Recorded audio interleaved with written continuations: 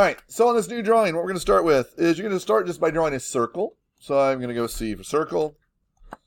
Pick my starting point of my circle out there, and I'm going to make a diameter. So I'm going to go D for diameter of 2 circle.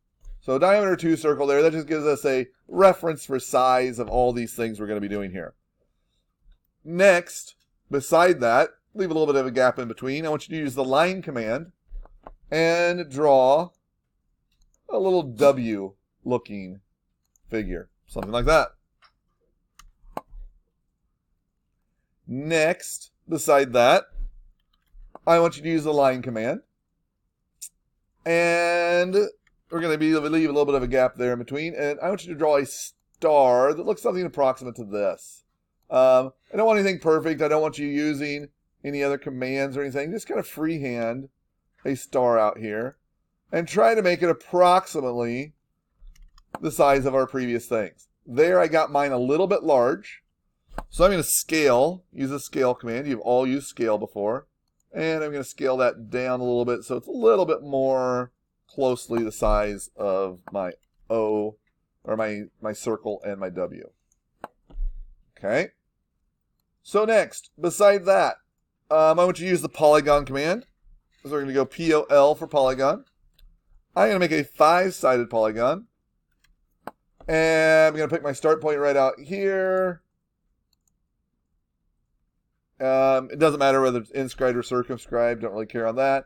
And again, you're making a polygon here. It's about the same size as my other objects. So about to there.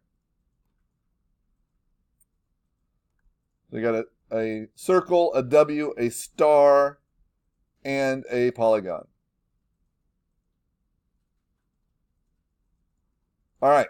So next, you're going to use the line command once again. On this one, we're going to draw a diamond shape butt. The butt is here on the top. Don't make it go together. Leave a little bit of a gap in it there. So something about like that. So using the line command, a diamond-ish shape, but leaving an open gap at the top.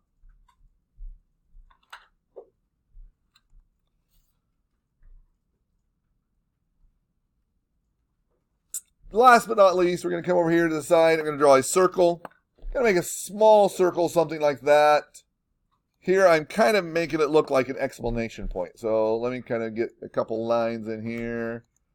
Looking something kind of like that with 2 lines, a circle, and then an arc at the top. So something like that, and then we're going to trim this thing up. So just do a circle, couple angle lines, and put an arc at the top. And there are our 6 fine shapes we do. Okay, so now next, what we're going to do, I'm going to zoom out a little bit, and I'm going to go copy.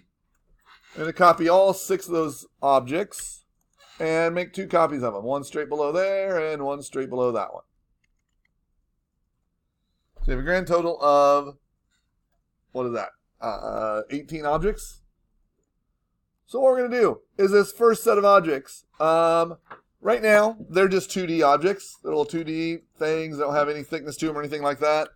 To make an object solid, or to make an object as a 3D object, you can obviously make it using some of these commands you used already, but not always do these things work. Not always do you need these special shapes. Sometimes you need something a little bit more odd shaped, like this, the star, or some shape with a circular part, arcs and lines combined into it. So not always do just these shapes work. So when you have a 2D shape that you want to make into a 3D shape, there is a command called extrude. And you can extrude these shapes. You do see the command right here, but you can type EXT for extrude. Select that first section of 6 and extrude those objects. And let's just go ahead and extrude them at, 3. Twist that up into 3D, and let's see what we've got.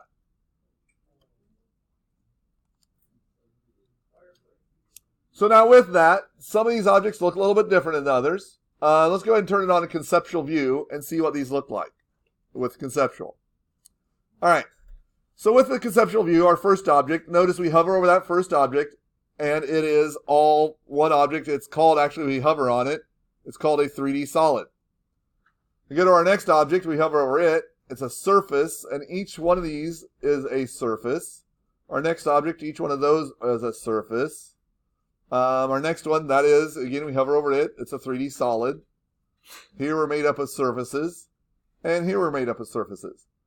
What's the difference between these objects? If you use the line command, it doesn't make a solid. So, for example, down here, if we look at these that are already done, notice when you go to select this, the circle, how many objects is that a circle made up of when you hover over it? It's one. When you hover over the polygon, how many objects is that? One.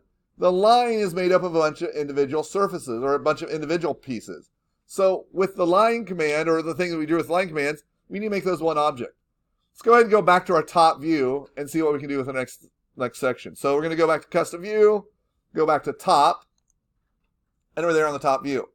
There is a command to make objects into one, multiple objects into one. That command is region. It's REGION. The shortcut is, I believe, just REG. Yes, REG is a shortcut. Pick a box around that next section and hit enter.